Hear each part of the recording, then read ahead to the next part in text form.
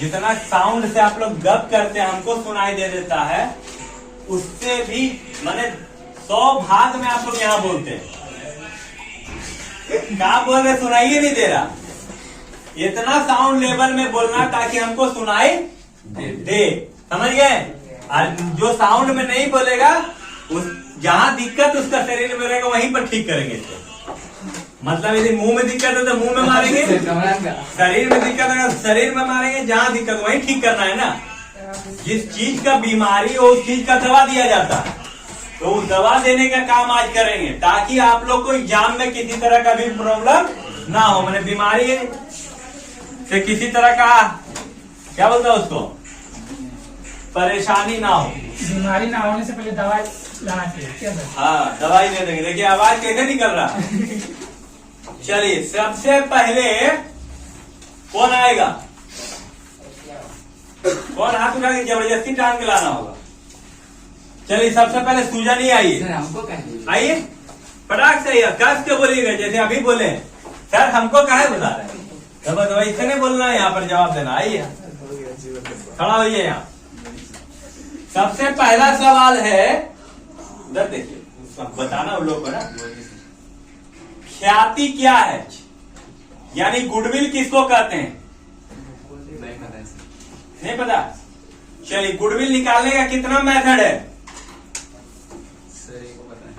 कौन सा मेथड।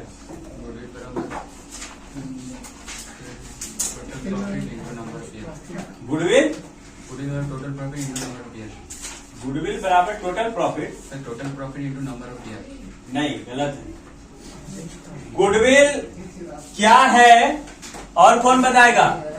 चलिए आइए सर, उसके बाद वो क्या सर, बता रहा है ना सर। गुडविल एक अमूर्त संपत्ति। इधर आइए, यहाँ आके बताइए। आइए आप, जाइए आप बेटी।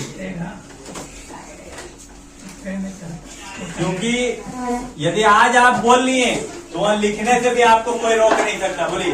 गुडविल एक अमूर्त संपत्ति है जिसे हम लोग देख नहीं सकते, छू नहीं सकते। गुडविल एक अदृश्य संपत्ति है, रिमोट संपत्ति है, जिसको हम लोग देख नहीं सकते, छू नहीं सकते, सिर्फ अनुभव या महसूस कर सकते हैं। गुडविल एक अस्थायी संपत्ति के तरह होता है, जो एक कंपनी को बहुत लंबा समय लग जाता है गुडविल बनाने में।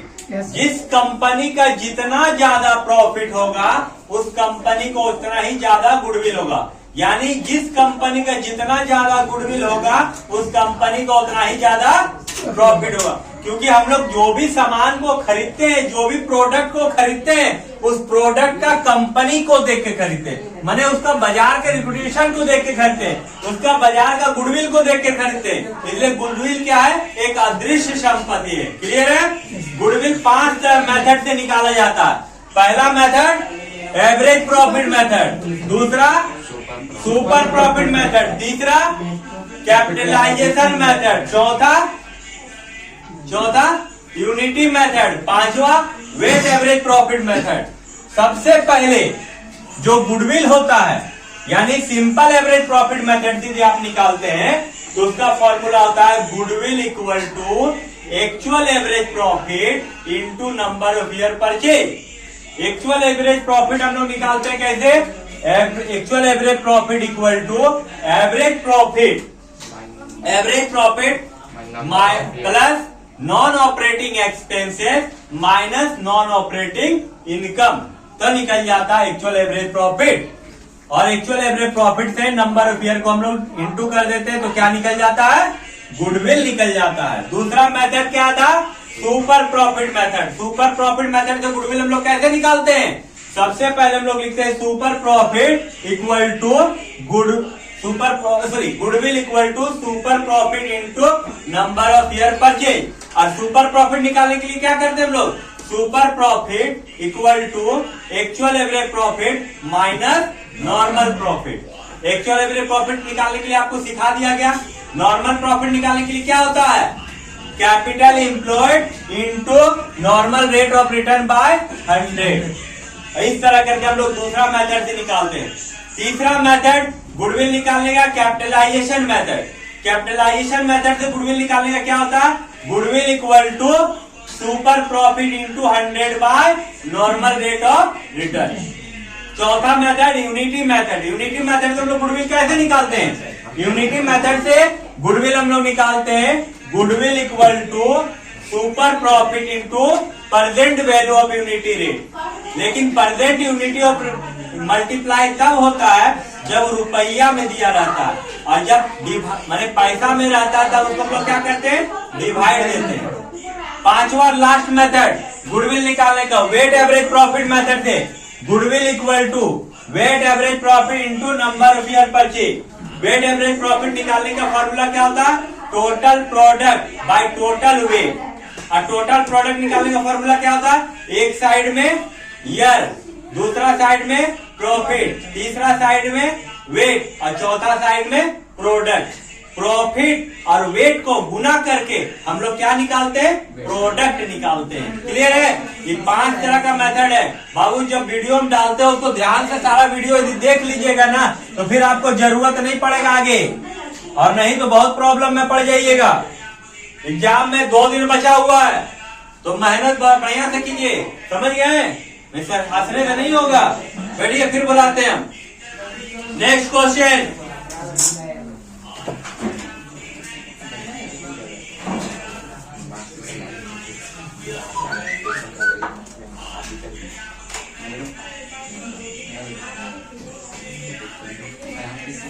चलिए सबसे पहले आप आइए स्टेज में आइए, स्वागत है आपका सर। आइए, फिर गलत बात नहीं बुलाएंगे जो ताली बजाएगा, जब बोलेंगे तभी ताली बजाना। सबसे पहले आप बताइए साझेदारी किसे कहते हैं? सर जब कोई 2 पार्टनर या 2 से अधिक पार्टनर मिलकर साझेदार मतलब कोई कंपनी खोलता है उसी को साझेदार। साझेदारी उसे कहा जाता है जब 2 या 2 से अधिक पार्टनर मिलकर के या व्यक्ति मिलकर किसी व्यवसाय को चालू करता है, किसी बिजनेस को स्टार्ट करता है और सभी साझेदार आपस में सहमत होता है एक मत में, एक बात पे, तब क्या होता है? साझेदारी शुरू होता है वहां से, है ना? चलिए, साझेदारी करने के लिए कम से कम कितना व्यक्ति को होना चाहिए? सर 2। चलिए बैठिए।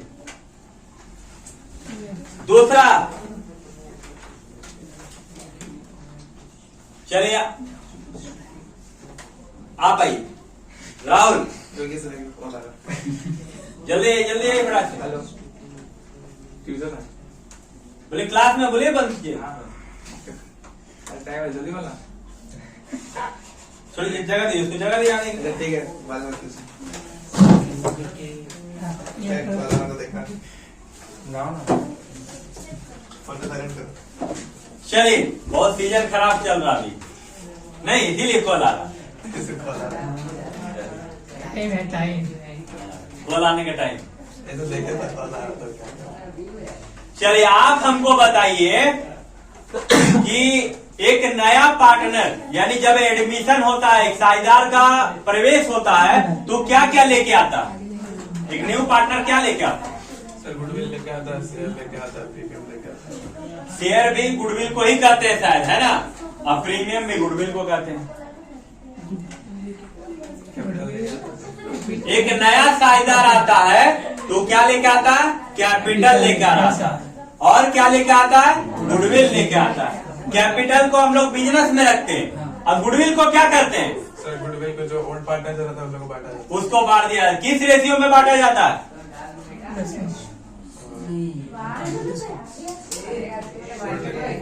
Old ratio. गुडविल को किस रेशियो से बांटा जाता है जो पार्टनर लेके आता है? कस के बोलिए। सेक्रीफाइसिंग रेशियो से बांटा जाता है। किस रेशियो से बांटा जाता है? सेक्रीफाइस। और ओल्ड गुडविल को किस रेशियो से बांटा जाता है? ओल्ड गुडविल को ओल्ड रेशियो से बांटा जाता है। ठीक है, चलिए आइए। चलिए नेक्स्ट बाबू आइए। नेक्स्ट बाबू में आप आइए।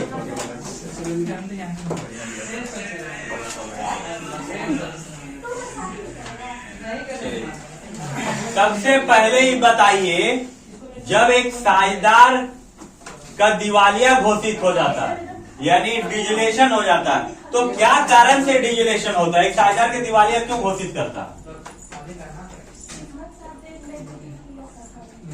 बोलेगा डिजोल्यूशन ऑफ पार्टनर क्या है? What is dissolution? इसका लिखना। इसका आपको क्या पता बता दीजिए। बोले कोई भी आंसर दे जाइए, कोई भी क्वेश्चन क्वेश्चन कोई क्वेश्चन आंसर बताइए।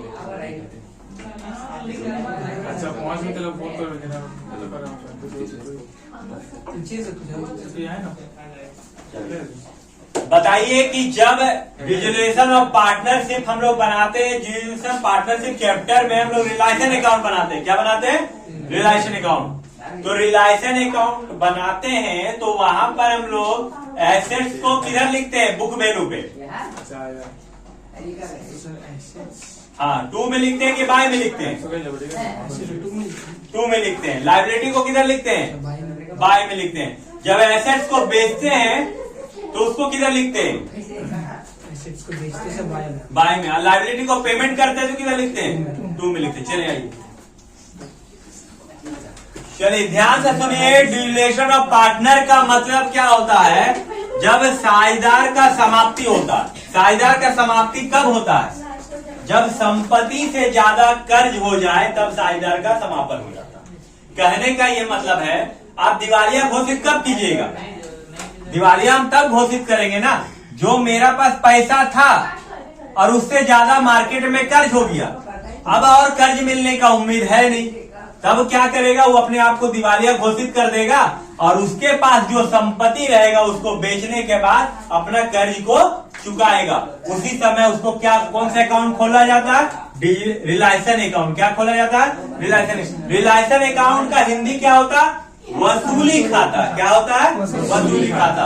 यदि आपका क्वेश्चन आ जाए कि वसूली खाता किसे कहते हैं, तब आप लिखिएगा यानी रिलेशन अकाउंट एक ऐसा खाता है जब किसी साझेदार के दिवालिया हो जाने पर या किसी फार्म का दिवालिया हो जाने पर उस संपत्ति को बेचकर और कर्ज को चुकाया जाता है, उसको हम लोग रिलेशन अकाउंट कहते हैं। ठीक है। उसके बाद एक फॉर्मेट खींच दीजिएगा। फॉर्मेट में पार्टिकुलर अमाउंट लिखिएगा और फिर बाय में क्या लिखिएगा? बाय में लिखिएगा एसेट, सॉरी टू में लिखिएगा एसेट और बाय में क्या लिखेगा? लायबिलिटी। और फिर बाय में क्या लिखेंगे? कैश लिखेंगे और ब्रैकेट में एसेट्स कर देंगे। और टू में भी लिखेंगे कैश, ब्रैकेट में लायबिलिटी कर देंगे और नीचे लिखेंगे रिलेशन एक्सपेंसेस और टू में लिखेंगे बैलेंसिंग रिलेशन प्रॉफिट XYZ। और बाय में यदि लिखना रहेगा तो बाय में लिखना रहेगा तो by relation loss XYZ, bracket में क्या कर देंगे? बैलेंसिंग। क्लियर है ना? तो आज के लिए इतना ही है, लेकिन बाकी का और जो 5 सब्जेक्ट है उस सबको भी ध्यान देना है। एग्जाम कितना तारीख को शुरू हो? 14 कौन सब्जेक्ट है? इंग्लिश। उसके बाद इकोनॉमिक्स कितना को है? 18 को। तो कल हम लोग पढ़ेंगे इकोनॉमिक्स। क्या पढ़ेंगे? इकोनॉमिक्स। इकोनॉमिक्स भी लेके आना और अकाउंट भी लेके आना। पहले इकोनॉमिक्स बताएंगे, उसके बाद अकाउंट। क्लियर है? चलिए रुकिए, मिठाई खा लीजिए सत्यम की तरफ से, है ना? आइए सत्यम, आइए मिठाई दीजिए। हर दिन कुछ ना कुछ हो रहा, आज सत्यम की तरफ से मिठाई है। हाँ बाबू थी, क्या नाम है? राहुल बाबू। राहुल मेरा भी वेगन। चलिए पकड़िए, बांटिए। अभी खाना यहाँ से बाहर खाओ जाएगा सर, सरस्वती जगह है ना। अरे बाप रे, मैं लाडू है खिचड़ी। अरे बहुत है, दूधू को दीजिए। देंगे सर, दूधू पर बैठिएगा। अंदर कितना है भाई? अरे साफ हो जाएगी सर ये कब आपके लिए? बांटिए। अरे इतना लड्डू है कि दूधू को नहीं देने से बड़वा ऐसी हो जाएगा। मीठा नहीं खाता। लीजिए सर, दे दो सिला दो ना। कोई बात नहीं। मेरा ही लीजिए, लीजिए। मेरा ही